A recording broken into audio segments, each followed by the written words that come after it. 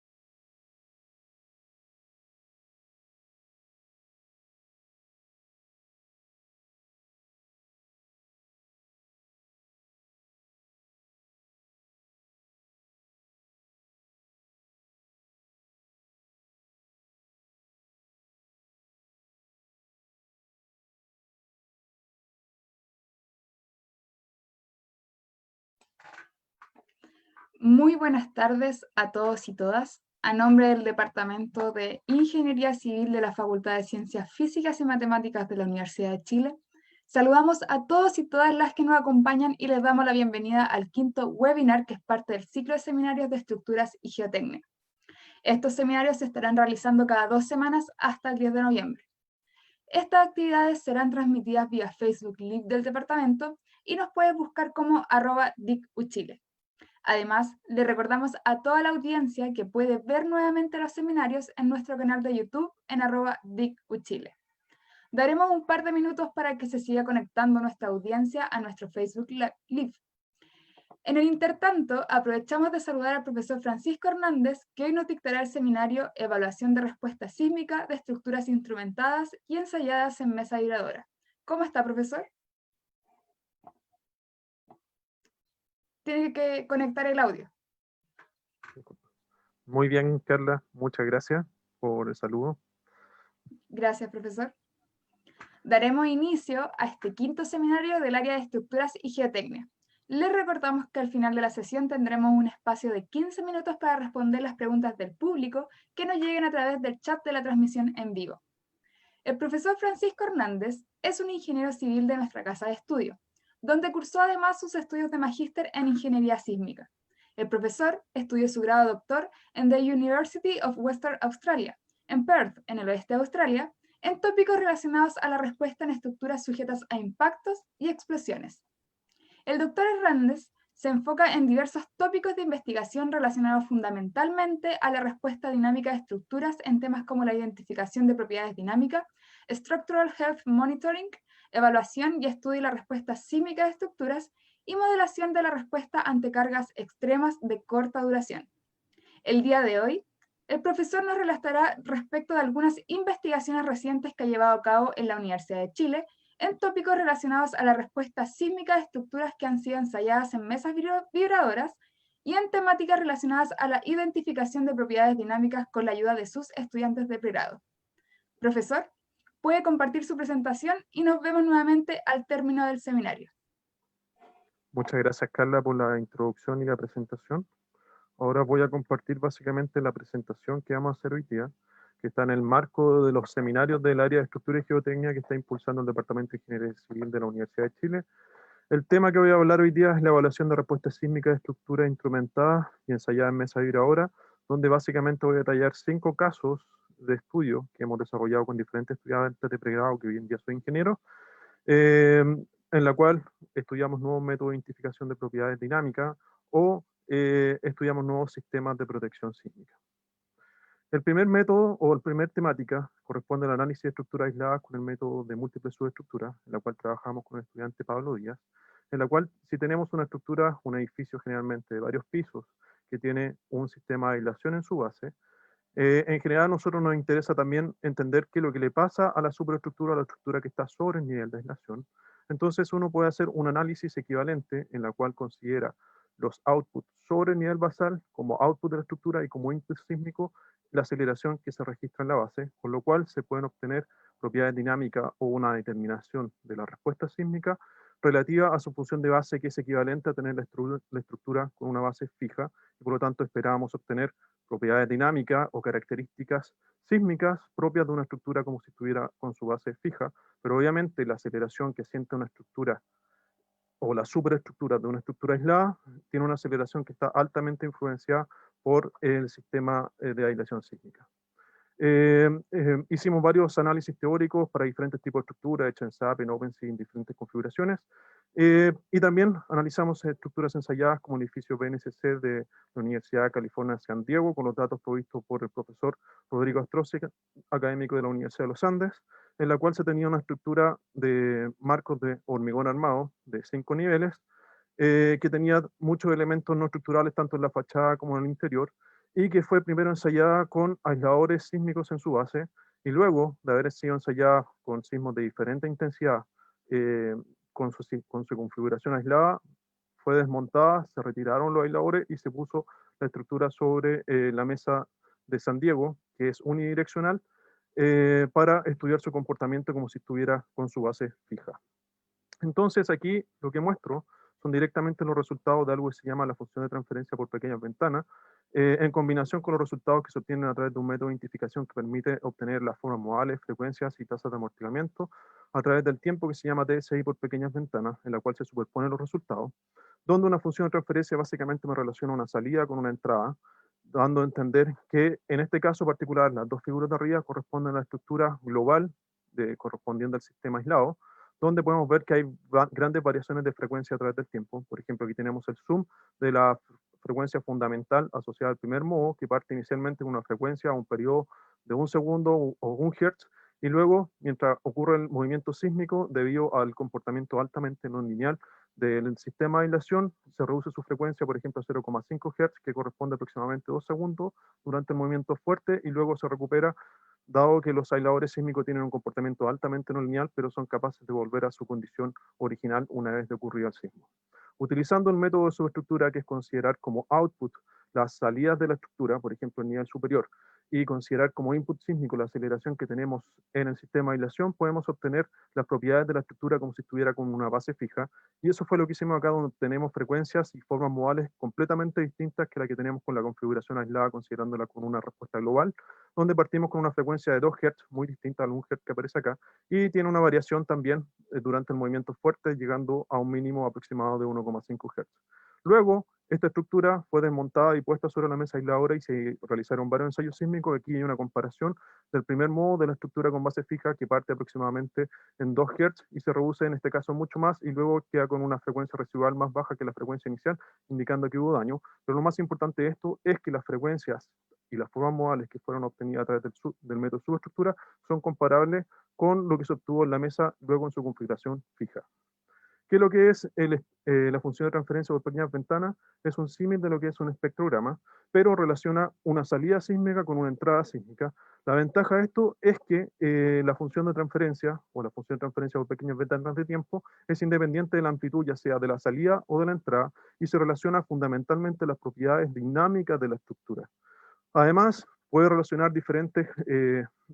tipos de entradas y salidas, por lo cual es aplicable tanto para estudiar la estructura con su comportamiento global o para estudiar el comportamiento relativo, por ejemplo, con respecto al sistema de aislación y aplicar el método de subestructura. Aquí se presentan los resultados que tenemos a partir del método SI por pequeñas ventanas para diferentes registros sísmicos, para las tres frecuencias fundamentales de la estructura, donde aquí tenemos el caso de la superestructura para la configuración aislada, tomando, como mencioné, los outputs de la estructura en la parte superior y como input la aceleración que tenemos en el nivel de base.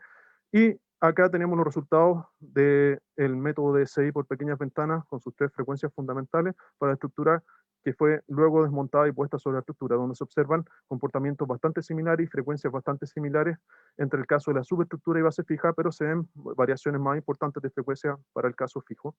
Cabe mencionar que a medida que se fue ensayando la estructura con base fija, se fueron reduciendo las frecuencias a medida que se generaban ensayos de input sísmico de mayores intensidades, que fue altamente relacionado con el daño.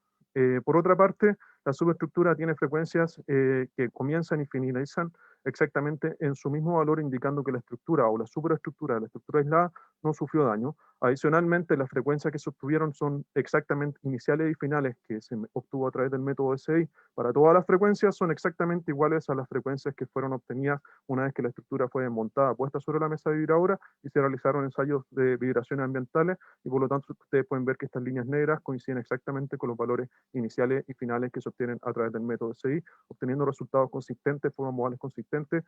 comparándolo con una estructura que estuviera con base fija. Adicionalmente, aplicamos esta metodología por una estructura chilena real, okay, que está en los edificios de la Comunidad de Andalucía, que es un edificio de albañilería confinada en sus 3 pisos superiores y de hormigón armado en su piso inferior, donde tenemos una estructura con aislación sísmica en la base y una estructura vecina o hermana que no tiene sistema de aislación. Y nosotros lo que hicimos fue agarrar un registro sísmico mientras estaban funcionando los registros que estaban sobre el nivel de aislación, o que estaban funcionando los sensores sobre el nivel de aislación, y obtuvimos las propiedades de la superestructura de la estructura aislada y la comparamos con las propiedades que se obtienen para el edificio vecino, obteniéndose comportamientos y frecuencias bastante similares para ambos casos, y frecuencias y formas modales completamente distintas a las que se obtiene para el comportamiento total de la estructura aislada.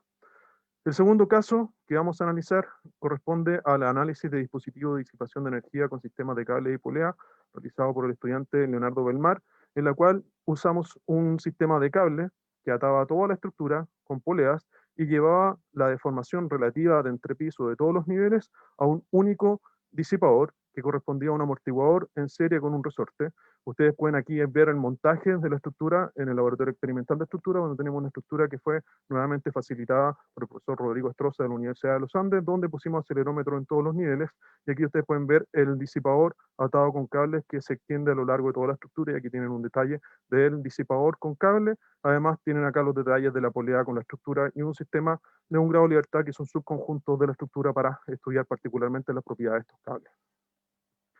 La estructura fue estudiada en diferentes configuraciones. Aquí vamos a estudiar las 4 configuraciones principales en las cuales vamos a hacer comparaciones. La primera corresponde a la estructura sin ningún sistema de disipación. Luego tenemos una estructura que tiene el sistema de cable, que concentra todas las deformaciones relativas entre pisos a un sistema único, que es un disipador que lo pusimos en este caso en la base. Y luego tenemos otra configuración en la cual solamente colocamos los cables sin ningún sistema de disipación. Y finalmente cuando ponemos disipadores en todos los niveles, llamándose configuración A, B, C y D. Aquí mostramos un video de la comparación de la respuesta sísmica que se obtuvo para el registro de Estación Concepción Centro del terremoto del 27F del 2010. Escalado un 50%, este registro está más o menos acelerado, donde pueden ver la estructura sin cables o la estructura con un disipador y cable a lo largo de la estructura, y aquí tienen el detalle del disipador. Y ustedes pueden observar que el disipador trabaja mientras se genera el sismo, y adicionalmente pueden ver que en la estructura sin disipadores se generan grandes deformaciones relativas con respecto al piso, mientras que en la estructura con disipador y cable se observan muy bajas deformaciones relativas con respecto al piso, dado que el sistema en cierta forma disipa la energía y aumenta la rigidez de la estructura. En primera instancia estudiamos la configuración A, que corresponde a la estructura sin cables, donde primero aplicamos el método de SI, que corresponde a este diagrama de estabilidad, donde cuando existen varias coincidencias es que identificamos una frecuencia modal, una forma modal y una tasa de amortiguamiento. Aquí ustedes pueden observar las formas modales, que son las formas modales clásicas que identificamos de la estructura sin cable, y que tenían frecuencia, por ejemplo, la frecuencia fundamental de 1,74 Hz, y todos los modos tenían tasas de amortiguamiento del orden de 1 a 2%. Acá se muestra la función de transferencia por pequeñas ventanas que se obtuvo este registro, y se pueden básicamente ver 5 franjas constantes que indican que las frecuencias fundamentales de la estructura se mantuvieron constantes a lo largo del sismo, y eso implica que la estructura se comportó en forma lineal elástica. Luego de esto se generó un modelo modal que básicamente toma las 5 formas modales de la estructura, considera las frecuencias identificadas a través del método SI, pero se ajustan las tasas de amortiguamiento a través del tiempo, de manera que las respuestas obtenidas para todos los canales asociadas al modelo modal se ajuste a los datos experimentales, obteniendo una excelente correlación de resultados, mostrando, por ejemplo, un error medio cuadrático medio de 0,53 para el canal más bajo, que es el que suele tener un nivel de ruido más alto en comparación con la respuesta. Aquí ustedes pueden observar las tasas de amortiguamiento que obtuvimos para todos los modos, las cuales fueron variables a través del tiempo, pero levemente variables, y siempre rondaban en torno a un 1 o un 2%, y la línea roja son las tasas de amortiguamiento constante que supone el método SI, y son bastante consistentes con estos resultados.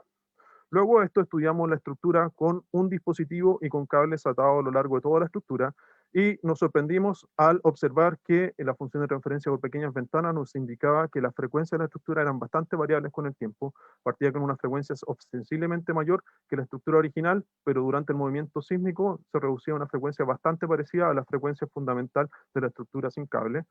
Adicionalmente, todos los modos mostraron una frecuencia variable con el tiempo. Por lo tanto, hicimos nuevamente un modelo modal donde consideramos esta frecuencia identificada a través del método de función de transferencia por pequeñas ventanas, y ajustamos básicamente las tasas de amortiguamiento a través del tiempo para que se ajustara esta respuesta modal, que tiene frecuencia variable en el tiempo y tasas de amortiguamiento variable en el tiempo, a los resultados experimentales, obteniendo una muy buena calibración, donde aquí finalmente se muestra la función de transferencia de la respuesta que se obtiene, por ejemplo, para el canal superior, a partir de este modelo modal, en comparado con el input sísmico que se consideró como input real de la estructura. Luego hicimos exactamente lo mismo para la configuración C, que corresponde a la estructura solamente con cable, y la configuración D, que tiene amortiguador en todos los niveles, y aquí ustedes pueden observar las tasas de amortiguamiento para el modo 1, 2 y 3, teniendo un tiempo común durante el registro. Y pueden observar que para estas tres configuraciones se generaron altísimas tasas de amortiguamiento del orden sobre el 10%. En particular, se puede observar que la configuración con amortiguador en todos los niveles ofrece una tasa de amortiguamiento levemente mayor que el sistema con un solo disipador. El sistema con un solo disipador aportó amortiguamiento para todos los modos con una tasa de amortiguamiento sumamente alta, y comparado con el sistema solamente con cable, ofrece una tasa de amortiguamiento a lo largo de todo el registro en comparación con la tasa de amortiguamiento que ofrece solamente el cable. Pero durante el comienzo del registro ofrecen tasas de amortiguamiento muy similares, lo que indica que durante el comienzo, debido a la fricción y la interacción con las poleas, el sistema de disipación fundamental que se genera para disipar energía no solamente proviene del disipador, sino que también viene de la interacción entre poleas y cable. Aquí tienen las tasas de amortiguamiento para la configuración A, que corresponde a la estructura sin disipadores, y pueden observar que son mucho mayores, por lo tanto no se muestran en la comparación, lo que indica que estos sistemas con cables y con disipadores son capaces de disipar gran parte de la energía sísmica de la estructura. Luego comparamos algunos resultados macro. Aquí ustedes tienen el corte relativo entre pisos, acá ustedes tienen la deformación relativa entre pisos. La deformación relativa entre pisos generalmente se asocia a las demandas estructurales que tienen los elementos. Ustedes pueden observar que las deformaciones relativas entre pisos para los sistemas con cables eran aproximadamente un 30% en comparación con las deformaciones de relatividad de entrepiso que se observaron para estructuras sin sistemas de disipación. En cambio, los cortes de entrepiso son levemente menores, en torno a un 50-60%, lo que indica que en cierta forma el cable es el que toma gran parte del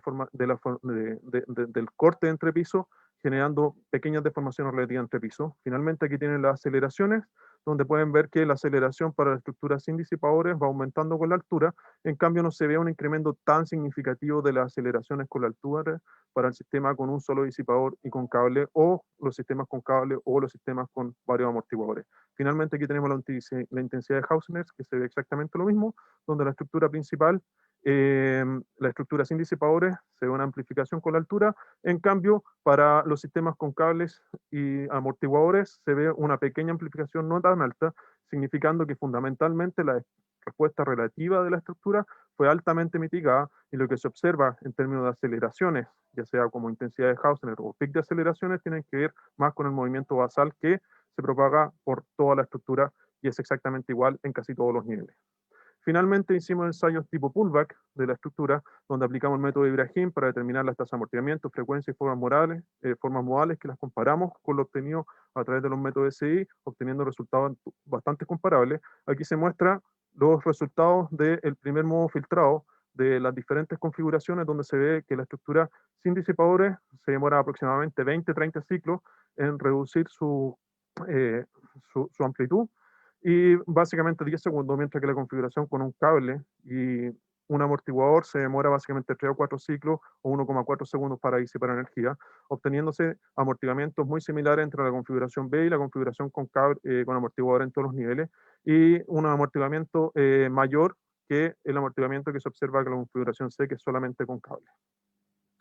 Ahora vamos a hablar sobre otra temática que se desarrolló con el estudiante Alberto Rochas, que es la identificación de propiedades dinámicas de estanques con nivel de agua variable. Uno de los problemas más complejos que hay en identificación de estructura es estudiar estructuras que son no lineales, o sea, que tienen propiedades dinámicas que cambian a través del tiempo, y más aún cuando esas propiedades, por ejemplo, dinámicas, son parecidas. Por ejemplo, tenemos frecuencias parecidas de la estructura y se intersectan, y por lo tanto es difícil desacoplar modos de frecuencias cercanas y más encima que sean no lineales. Por lo tanto, diseñamos este ensayo, en el cual teníamos un estanque que tiene básicamente dos modos, por ejemplo, impulsivos, que son en general perpendiculares, y le pusimos a este estanque una válvula que permitía vaciar el líquido a medida que hacíamos un ensayo sísmico, donde en el ensayo sísmico básicamente pusimos dos impulsos sísmicos horizontales, uno en sentido longitudinal y otro en sentido transversal, de manera de excitar en forma todos los modos estructurales del estanque. Lo primero que hicimos con este estudio fue aplicar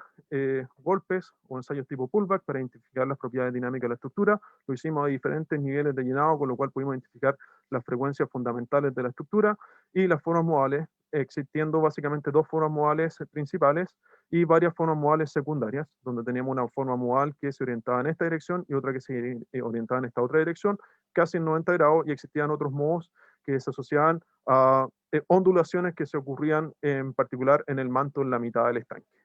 Aquí ustedes pueden ver en términos aproximados la comparación de las dos primeras formas modales que obtuvimos, que estaban básicamente en 90 grados. Y luego aplicamos el método SI para el estanque cuando lo sometimos a un efecto sísmico en dos direcciones y además lo fuimos vaciando a través del tiempo, con lo cual pudimos obtener variaciones de la frecuencia a través del tiempo de dos modos que tienen formas modales distintas, o sea, están orientados en una dirección y en la otra dirección, pero que van, en este caso, aumentando su frecuencia a medida que íbamos reduciendo la masa del sistema a través del vaciado del líquido que generamos en el estanque. Y otra cosa interesante que observamos es que las formas modales cambiaban muy poco a través del tiempo. Aquí tenemos la identificación de las formas modales a través del tiempo, donde las frecuencias, por ejemplo, partían en orden de 11 Hz y terminaban en 20 Hz a medida que seguía el estanque vaciando. Y en cada instante observamos prácticamente invariabilidad de las formas modales fundamentales en ambas direcciones con respecto al tiempo, lo cual se asocia a básicamente al sistema estructural del manto del estanque, ¿ok? Más que a la variación de la masa. Luego de esto, aplicamos el método del espectrograma, donde agarramos uno de los canales y vimos el espectrograma, que es básicamente el espectro de potencia por pequeñas ventanas de tiempo, que se refiere a la energía que tiene una señal en diferentes frecuencias para diferentes tiempos. Y lo que podemos apreciar acá en términos grosos es que hay una variación de la frecuencia a través del tiempo a medida que se vaciaba el estanque y teníamos un registro sísmico. Y superpusimos acá los resultados que obtuvimos a través del método SI y los resultados que obtuvimos a través del método de los pullback o de Ibrahim. Pero en este caso, como también íbamos midiendo el caudal que iba de un estanque hacia otro, podíamos saber exactamente el contenido de agua que tenía el estanque y pudimos superponer, en este caso particular, los resultados de Ibrahim. Sin embargo, cuando uno observa los espectrogramas, puede apreciar que es casi imposible saber que hay dos modos de frecuencias exactamente iguales de la estructura en el mismo rango de frecuencia. Por lo tanto, se aplicó una nueva metodología que se llamaba frecuencia, descomposición en el dominio de la frecuencia sísmico para el caso modal, en el cual se calculaba una función de transferencia entre input y output, y se hacía una descomposición modal para obtener básicamente la función de transferencia para cada uno de los modos por separado, permitiendo así desacoplar el efecto de cada uno de los modos. Y aquí ustedes tienen la función de transferencia para el modo que se orienta en esta dirección, y en este caso comparamos los resultados que teníamos a través del máximo que teníamos a partir de la función de transferencia con los resultados que se obtuvieron a través del método DSI por pequeñas ventanas y con los resultados que tuvimos a hacer impacto en el estanque a diferentes niveles de llenado, obteniendo resultados bastante consistentes. Luego de esto aquí tienen lo mismo, pero para el otro modo que se orientan en diferente dirección, y aquí finalmente tienen otro modo que se refiere a guatita y así pudimos analizar diferentes modos. ¿Cuál es la ventaja de esta metodología? Que nos permite analizar estructuras que son altamente no lineales, desacoplar el efecto de cada uno de esos modos y estudiarlos por separado. Ahora voy a entrar a otra temática que se refiere al efecto del sismo vertical en la eficiencia de un disipador de masa sintonizada. En general, estructuras altas como rascacielos, cuando están sujetas a efectos de sismo, generalmente sufren grandes daños, en particular en los elementos no estructurales, por lo cual se tiende a ocupar sistemas de protección sísmica, que pueden ser aisladores sísmicos o cualquier tipo de sistema de disipación como amortiguadores, un amortiguador con cable, por ejemplo. Y uno de los sistemas más utilizados actualmente son los amortiguadores de masa sintonizada, que corresponden a una masa que se mueve en forma desintonizada con respecto a la estructura, y que se mueve en forma desintonizada con la estructura. Entonces, cuando la estructura se mueve hacia la derecha, el péndulo va hacia la izquierda; cuando la estructura se mueve hacia la izquierda, el péndulo va hacia la derecha, y por lo tanto genera una fuerza restitutiva que permite minimizar el movimiento de la estructura, ya que se opone a su movimiento, causando un equivalente a un amortiguamiento de la estructura. Este trabajo lo realizamos con el estudiante Eduardo Lago. Aquí ustedes pueden observar la estructura que nosotros enseñamos en el laboratorio de sólidos de la Facultad de Ciencias Físicas y Matemáticas, donde tenemos básicamente una estructura de 6 niveles, en la cual le pusimos acelerómetros en todos los niveles, y pusimos en particular un amortiguador de masa sintonizada del tipo péndulo. ¿Por qué? Porque el estudio que queríamos realizar era verificar si es que los amortiguadores de masa sintonizada que son susceptibles a un movimiento vertical podían perder eficiencia debido a que existe el efecto del sismo vertical, y por lo tanto, si necesitamos que la respuesta sea absolutamente desincronizada con la respuesta de la estructura, el efecto del sismo vertical va a perturbar este movimiento y puede causar una pérdida de eficiencia, y ese era el supuesto que teníamos y lo realizamos desde un punto de vista experimental. Para lo cual diseñamos básicamente un péndulo como el que se muestra acá en la figura, con frecuencias fundamentales que eran las óptimas que se obtenían, por ejemplo, a través de la teoría, por ejemplo, la memoria de Luis Rosa. Ustedes pueden observar las frecuencias óptimas que pueden tener estos tipos de disipadores, y en este caso elegimos una masa aproximadamente de entre un 4.2% de la masa total de la estructura, y aquí usted tiene un registro acelerado de la estructura cuando está sujeta a solamente un sismo horizontal. Y luego le aplicamos el sismo solamente horizontal, el sismo horizontal más vertical, con péndulo y sin péndulo, de manera de entender si el comportamiento era adecuado o no. Aquí tenemos las identificaciones de propiedades dinámicas a través del método SI, que se obtuvo para dos casos, o sea, el caso sin amortiguador de masa sintonizada y con amortiguador de masa sintonizada, donde se pueden distinguir claramente las 6 frecuencias fundamentales de la estructura, y para el caso que tenemos un péndulo se ve otra frecuencia fundamental que corresponde a la frecuencia del dispositivo. Aquí tenemos algunos resultados generales, donde podemos ver que la frecuencia del dispositivo correspondía a la diseñada, que era 1.32 Hz,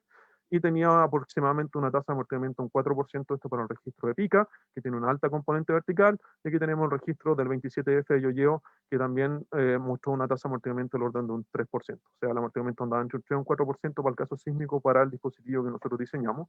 Y la estructura fundamental tenía, por ejemplo, una frecuencia fundamental de 1.65 Hz, sin amortiguador tenía un amortiguamiento equivalente a 1.3% y aumentaba gracias al amortiguador a un 2.98, mostrando la bondad de un amortiguador de masa sintonizada, en este caso de 1.13 a un 2%.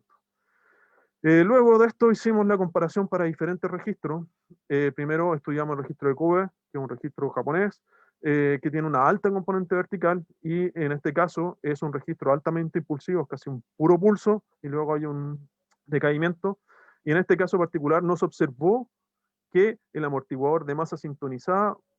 pudiera reducir la respuesta en comparación al caso sin masa sintonizada, donde en azul ustedes pueden ver la respuesta sin masa sintonizada, básicamente en verde pueden ver la respuesta con masa sintonizada, pero sin sismo vertical, y en amarillo con masa sintonizada y sismo vertical. Luego hicimos lo mismo con un registro que tiene una duración un poquito más larga, que corresponde al registro de pica del terremoto de Tarapacá del 2005, que también tiene una tremenda componente vertical, y pudimos observar en este caso que sí había una disminución de, por ejemplo, la aceleración máxima que se observaba en cada uno de los niveles, producto del amortiguador de masa sintonizada, y en general se observaba un poco de pérdida de eficiencia debido al sismo vertical. Luego vimos el registro Yoyeo, en el cual el amortiguador de masa sintonizada fue sumamente eficiente, pudiendo reducir, por ejemplo, la aceleración peak del piso superior aproximadamente un 62,4% en comparación al sistema sin masa sintonizada, pero a medida que fuimos incrementando el sismo vertical de un 50% a un 100%, pudimos ver que había una pérdida en la eficiencia en términos de reducir la aceleración máxima del piso superior. En este caso pasó de un 62,4 a un 72,7% producto del sismo vertical, en relación a la aceleración que se observó para el sistema sin amortiguadores de masa sintonizada. Finalmente tenemos un caso que es el registro Yoyeo modificado, en la cual básicamente al registro Yoyeo le aplicamos una aceleración vertical del tipo sinusoidal, que tenía exactamente la misma frecuencia que la estructura fundamental, y lo que se originó es que a medida que el sismo vertical hacía que se perdiera mucho más eficiencia en el sistema, producto de que los amortiguadores de masa sintonizada tienen una frecuencia muy parecida al de la estructura, y cuando hay un sismo vertical en esa frecuencia, se perturba el movimiento del amortiguador, producto de que coincide exactamente con su frecuencia. Luego hicimos análisis teórico. Aquí está la ecuación de movimiento de un péndulo en grandes deformaciones, donde ustedes pueden observar que la respuesta está relacionada tanto a su aceleración horizontal, ¿okay?, y su aceleración vertical, y por lo tanto podíamos comprobar que el sismo vertical modificaba la respuesta de un péndulo, y más aún cuando teníamos que el ángulo del péndulo con respecto a la vertical tenía valores altos. Luego, con esta ecuación la resolvimos en MATLAB utilizando algoritmo de Newton-Raphson, y calculamos también la fuerza restitutiva a través del equilibrio de fuerzas horizontales que se genera la estructura hacia el péndulo, o que el péndulo le genera la estructura, y la pusimos en la estructura como una fuerza horizontal aplicada, y a esta estructura, con las propiedades dinámicas que identificamos, generamos un modelo de la estructura y le pusimos un registro horizontal y vertical que medimos en la mesa más esta fuerza restitutiva, y podemos obtener más o menos una muy buena calibración entre los resultados experimentales y medidos. Extendimos estos análisis para estructura en forma teórica, dado que ya teníamos la ecuación del péndulo, ya teníamos la ecuación de la estructura, y por ejemplo empezamos a revisar qué pasaba para estructuras altas. Por ejemplo, analizamos el caso de una estructura de un periodo de 2 segundos, por ejemplo, un registro de concepción, observamos que las deformaciones que se generaban por el péndulo eran excesivas. ¿Okay? Por último, vamos a analizar otro caso que es el análisis de estructuras con múltiple entrada sísmica, que ocurre cuando tenemos estructuras largas, por ejemplo puentes, que tienen básicamente movimientos sísmicos en cada uno de sus apoyos que son diferenciados, producto por ejemplo del paso de onda, que la onda llega a diferentes tiempos, efectos de atenuación o amplificación debido a efectos de distancia o topografía, propios de la heterogeneidad del suelo y también de la interacción suelo-estructura, dado que cada uno de los apoyos tiene diferentes sistemas de aislación, hay diferentes tipos de suelo, también existe diferente tipo de interacción como tal. ¿Qué es lo que dice básicamente un sistema sujeto a múltiple entrada sísmica? Ustedes pueden ver que esta es la ecuación de movimiento que describe este sistema, que ustedes lo pueden ver en libros como el Chopra, el Claude Benzin, donde la respuesta de la estructura se separa en una componente que es relativa, que se describe a través de los clásicos modos estructurales, más una respuesta que se llama cuasistática, que se describe a partir de una matriz de influencia sísmica multiplicada por la respuesta o por los desplazamientos que tengan los apoyos de la estructura. Entonces, básicamente lo que pasa es que la respuesta cuasistática se describe a través de vectores de influencia sísmica, que son cada uno de los vectores de esta matriz de influencia sísmica, que son especies de nuevos modos que describen el movimiento, que están asociados a las respuestas del suelo, donde básicamente, ¿qué es lo que es un vector de influencia sísmica? Es que yo muevo un apoyo con un desplazamiento unitario y dejo que los otros apoyos son nulos, generando deformaciones adicionales en la estructura, y estos son como nuevos modos que se ingresan a la estructura. Cuando tengo que todos los apoyos se mueven en forma simultánea, básicamente la estructura se mueve como cuerpo rígido, esto quedaría básicamente 1, 1, 1, 1, que es lo clásico que nosotros vemos en el curso de dinámica, por el desplazamiento del suelo. ¿Okay? Pero en el caso de múltiples entradas sísmicas se generan desplazamientos diferenciales. Entonces lo que nosotros propusimos es que nosotros podíamos identificar estos modos que definen la respuesta cuasistática a partir de las matrices espacio-estado de un método de identificación que se llama DSI, y diríamos esta ecuación, y esta fue la ecuación que nos permitía a nosotros determinar la matriz de influencia sísmica o los vectores de influencia sísmica en los sensores que nosotros estemos midiendo en la estructura. Así que realizamos este ensayo. Aquí tenemos una estructura, ¿okay? Que tiene un resorte, que tiene dos estructuras, donde hay una estructura que está apoyada directamente sobre una mesa vibradora, una estructura secundaria que tiene una mesa secundaria. Esta mesa secundaria genera una acción sinusoidal que perturba el movimiento de la estructura 2, y estas estructuras están atadas con un resorte para generar una estructura con dos entradas sísmicas. Y esta estructura en general la sometimos a diferentes tipos de ensayos de tipo pullback. También sometimos la estructura con registros de tipo ruido blanco en la mesa vibradora. Le sometimos, por ejemplo, a terremotos, por ejemplo, el de Concepción que vimos hace rato, ya sea con perturbación o sin perturbación. Y aplicamos diferentes métodos de identificación clásicos para determinar las propiedades dinámicas, que son frecuencias, formas modales, tasas de amortiguamiento. Por ejemplo, utilizamos el método Iragin para los ensayos tipo pullback, la descomposición en el dominio de la frecuencia para el caso sísmico, para los ensayos de tipo ruido blanco, y aplicamos el método SI para los registros terremotos, ya sea con perturbación o sin perturbación, obteniendo resultados consistentes para todas sus frecuencias y formas modales. Además, tasas de amortiguamiento consistentes entre los diferentes métodos de identificación. Cabe mencionar que también se construyó un modelo de elemento finito que ya vamos a mostrar, que básicamente lo calibramos para obtener las mismas frecuencias y formas modales que tenía la estructura completa. Y aquí está un diagrama de estabilidad que corresponde al método SI, por ejemplo, para el caso que teníamos sismo y la perturbación. Entonces, construimos después de esto un modelo de elemento finito, como el que se indica acá en la figura, donde tenemos básicamente la estructura 1, que la supusimos con diferentes rigideces de entrepiso. Las masas las medimos directamente de la estructura, así que teníamos los datos de las masas, y consideramos rigideces de flexibilidad entre las columnas y las vigas. Y para la estructura 2 solamente consideramos rigideces relativas entre piso y consideramos un resorte. Y ajustamos los parámetros de rigideces, de manera que las propiedades dinámicas de la estructura completa y para cada una de estas estructuras por separada se ajustaran a lo que se midió experimentalmente, con lo cual construimos este modelo de elementos finitos, y este modelo de elementos finitos lo sometimos a los registros que fueron medidos en la base y comparamos las respuestas que se obtenían con las respuestas que se obtenía a partir de este modelo de elementos finitos, y se obtienen resultados bastante consistentes con los datos experimentales. Luego de esto aplicamos esta técnica de utilizar la matriz espacio-estado del método SI para identificar los vectores de influencia sísmica, que describen la respuesta cuasistática de la estructura, y obtuvimos que estos modos cuasistáticos básicamente se estabilizan cuando tenemos un orden sobre 16 que corresponde a los 8 grados de libertad que tiene la estructura por 2, que son básicamente como trabaja el método espacio-estado. Y además, los vectores de influencia sísmica eran prácticamente idénticos a lo que nosotros obtuvimos a través del modelo de elementos finitos que nosotros desarrollamos. De esta forma pudimos corroborar que los resultados de identificación que nosotros obtuvimos estaban correctos, ¿ok? Y además pudimos corroborar que el modelo de elementos finitos también estaba correcto. Finalmente, la ecuación de energía clásica que se utiliza generalmente en todos los libros de texto, la expandimos para el caso de múltiples entradas sísmicas, obteniendo estos términos que están acá, ¿okay? Que tienen cada uno de estos un significado físico bien implícito. Y uno de los conceptos es que, por ejemplo, la energía interna, que quiere decir con la demanda de formación que tiene la estructura, se compone no solamente de los efectos relativos, la respuesta relativa de la estructura, sino que también tiene un efecto producto de los movimientos diferenciales que tiene cada uno de sus apoyos, que se llama energía interna debido a la respuesta cuasistática.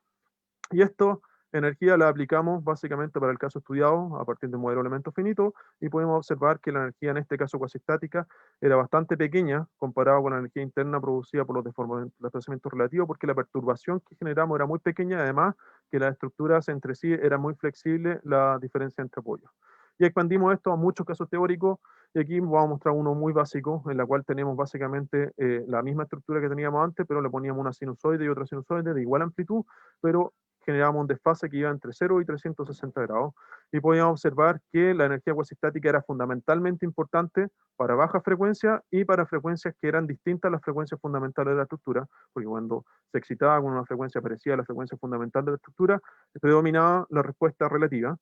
Y obviamente la energía cuasistática es relevante cuando haya movimientos diferenciales dentro del apoyo, y es nula cuando se mueven en forma sincrónica. Por último, vamos a hablar sobre otro tópico distinto a lo que hablamos de mesa vibradora. Aquí vamos a introducir unos informes automatizados que básicamente agarran registros sísmicos que tenemos a partir de la base RENADIC y generan un informe automático. Esto lo hicimos con los estudiantes Matías Costa y Nicolás Contreras. Matías Costa trabajó con el edificio Antígona y Nicolás Contreras trabajó con el puente Marca Marca, donde básicamente los registros que tenemos de RENADIC, que son los archivos B1, básicamente los procesamos rápidamente a través de rutinas de MATLAB, donde tenemos identificación de propiedades dinámicas, donde tenemos resultados generales de los parámetros, por ejemplo, aceleraciones de la estructura, espectros de potencia, etcétera. Y todo eso lo metemos directamente en un informe, permitiendo generar un informe de la estructura en cuestión de una hora, una vez llegados los registros sísmicos. Una vez que se comunica con los registros sísmicos, obtenemos los registros y en una hora podemos obtener el informe que nosotros queramos. Entonces, ¿cómo trabaja esto? Esto trabaja básicamente a partir de que tenemos los registros, los postprocesamos, después los ponemos en un informe. Aquí tenemos una muestra de cómo son estos informes, ¿ok? Donde aquí tenemos un informe del edificio Antígona, donde aquí se muestra una cosa general, un índice, luego se describen los registros que hay de forma automática. Esto permite generar informes de varios registros o de un registro en particular. Después se describe la instrumentación. Aquí tenemos informes de 5 registros sísmicos donde se muestra su magnitud, profundidad, su longitud, longitud. Después se muestra la distancia hasta el epicentro de la estructura, el PGA, intensidad área, potencial destructivo que se observó en la base, con lo cual podemos tener una descripción de la intensidad de cada uno de los movimientos. Luego se muestra la instrumentación donde tenemos sensores en el subterráneo 2, en el piso 1, en el piso 8 y en el piso 15 de la estructura, y ustedes pueden ver ahí los sensores que tenemos ubicados. Luego se describe para cada uno de los eventos cuánto es la aceleración máxima, velocidad máxima, desplazamiento máximo, que se obtienen directamente los datos, y se informan en una tabla de cada uno de los canales que están dispuestos a la estructura con su descripción. Luego para cada uno de los eventos se muestran las trazas, por ejemplo, tiempo-historia, con las aceleraciones máximas en la descripción de cada uno de los canales. Se muestran espectros de respuesta para una tasa de amortiguamiento de un 5% para cada uno de los canales observados que tienen que ver con las demandas que pudieron, por ejemplo, haber tenido un elemento no estructural que está adherido o incluido dentro de la estructura. Además, se pueden observar que se observan algunos pics, por ejemplo, en torno a un segundo, que corresponden a las frecuencias fundamentales de la estructura. Luego hacemos un análisis de espectros de potencia y función de transferencia, tanto en el sentido longitudinal, transversal y torsión, con lo cual podemos apreciar directamente cuáles son las frecuencias fundamentales de la estructura y cómo pudieron haber sido sus posibles variaciones. Luego aplicamos métodos de identificación como el método SI, que generan diagramas de estabilidad y nos permiten obtener las formas modales, frecuencias y tasas de amortiguamiento, obteniéndose gráficos directos de las formas modales de la estructura, los 6 primeros modos, y luego agarramos, por ejemplo, las aceleraciones que tenemos en la base, las ponemos en un modelo ITAPS que corre en forma automática, y con lo cual podemos obtener, por ejemplo, cortes de entrepisos o deformaciones relativas de entrepisos, ya sea en el centro de gravedad o en la esquina de la estructura. Y todo esto se hace en forma automática en una hora después de ocurrido el registro, y tienen otros datos generales si ustedes lo quieren incluir. Este es un informe básico y hay otros métodos de identificación que se han incluido directamente en este tipo de informe. Otra cosa es que con la estudiante Samantha Salazar, nosotros hicimos una medición de microvibraciones ambientales de este edificio, el edificio Antígona, donde pudimos obtener a partir de 8 mediciones, las cuales las acoplamos juntas, las frecuencias fundamentales y las formas modales de la estructura, que son las que se muestran acá, aquí con grandes deformaciones, y donde podemos ver que el primer modo era básicamente un modo que tiene un periodo de 1,1 segundo, que es torsional transversal, el segundo modo es de 1 segundo, que es transversal, y teníamos otro tercer modo que esté acá, que es 0,76 segundos, que es longitudinal torsional, y los otros modos corresponden a estos mismos modos, pero con doble curvatura, aproximadamente. Luego de eso hicimos mediciones con trominos, ¿okay? Que son sismómetros, en la cercanía del edificio Antígona, con lo cual pudimos determinar que con el método de Nakamura que la frecuencia fundamental del suelo en la cercanía del edificio era en torno a 1 Hz, o sea que las frecuencias o el periodo fundamental del suelo es casi coincidente con los periodos de la estructura, lo que generaría el efecto doble de resonancia, porque esperaríamos que la excitación sísmica tenga una frecuencia muy parecida a la frecuencia de la estructura, por lo tanto debiera tener grandes demandas.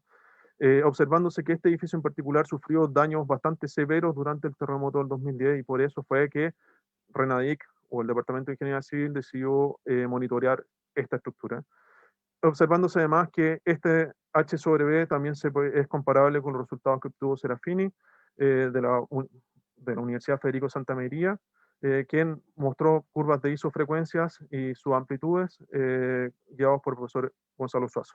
Luego de esto, agarramos el modelo ITAPS que nosotros tenemos del edificio Antígona e hicimos un modelo simplificado donde supusimos una columna que tiene una cierta rigidez a corte, a flexión y a torsión, que las obtuvimos directamente del modelo ITAPS, y respetamos el centro de rigidez de cada uno de estos pisos e incluimos las masas que teníamos directamente del modelo ITAPS, considerando el peso propio y la sobrecarga de uso. Y aplicamos un modelo simplificado que básicamente obtiene exactamente las mismas frecuencias que tuvimos a través del modelo ITAPS y tiene las mismas formas modales como se mostraban recientemente.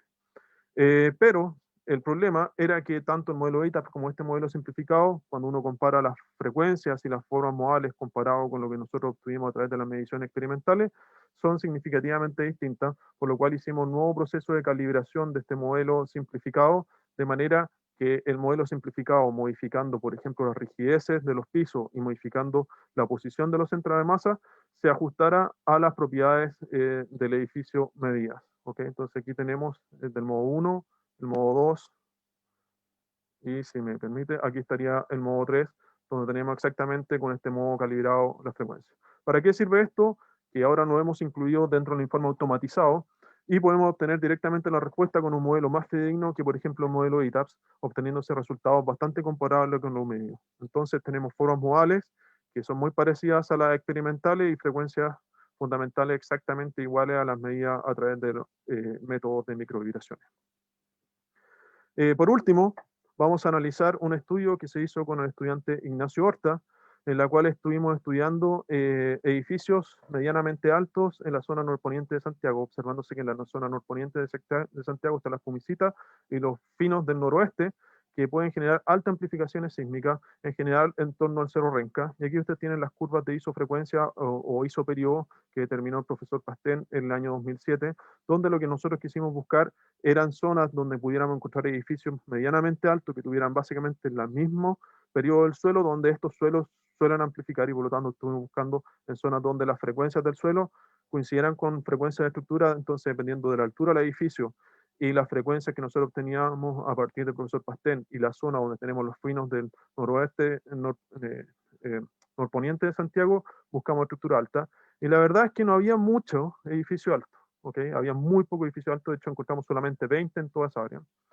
Por aquí, por ejemplo, tienen un registro que nosotros medimos en Pedro Fontoa, okay, en la zona del norponiente de Santiago, y lo comparamos con un registro de la facultad, y ustedes pueden ver la clara amplificación que se genera debido a los suelos del norponiente de Santiago. Y aquí tienen ustedes el espectro, que se amplifican en altos periodos, en los periodos del suelo, y también se amplifican en los periodos bajos, la alta frecuencia, debido a este efecto de los suelos que están en torno al Cerro Renca.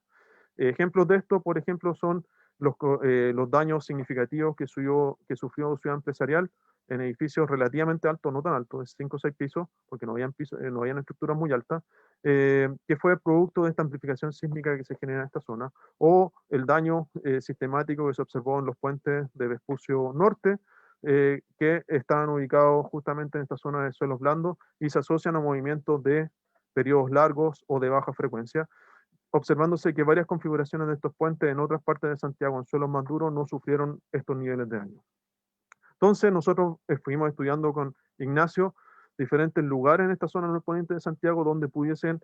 haber edificios en los cuales hubiera una alta amplificación y que la estructura tuviera una frecuencia parecida a la frecuencia del suelo y se produjera esta zona de doble resonancia. Encontramos solamente muy pocas zonas donde había un edificio bajo esta condición, que es la zona del Cortijo, el Hipódromo y Santa Marta de Huachuraba.